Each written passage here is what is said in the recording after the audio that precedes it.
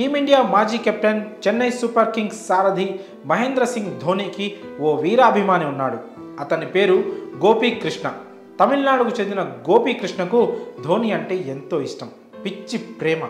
అందుకే తన ఇంటిని Chennai super kings colour Dhoni పెయింటింగ్స్లతో నింపేశాడు.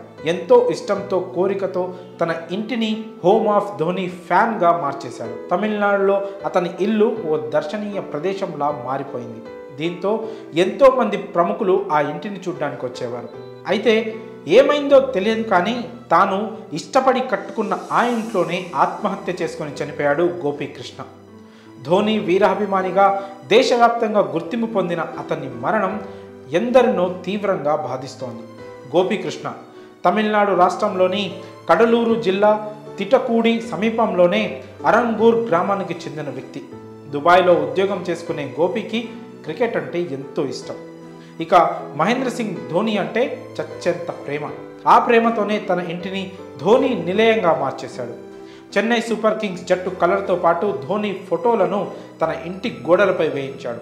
దీంతో ఆ ఇల్లు దేశవ్యాప్తంగా గుర్తింపు పొందింది. గోపి ఇల్లు చూడ్డానికి సినీ, రాజకీయ ప్రముఖులు కూడా వచ్చేవారు. ఇక ఈ విషయం ధోని వరకు వెళ్లడంతో మిస్టర్ కూల్ సైతం ఈ ఇంటిపై స్పందించాడు. దీంతో ఈ ఇంటికి మరింత ప్రాచుర్యం లభించింది. ఇక గోపి దుబాయ్లో ఉద్యోగం చేస్తున్నప్పటికీ ప్రపంచ కప్ లాంటి మెగా టోర్నీలు ఉన్నప్పుడు ఖచ్చితంగా ఇండియాకు వచ్చేవాడు.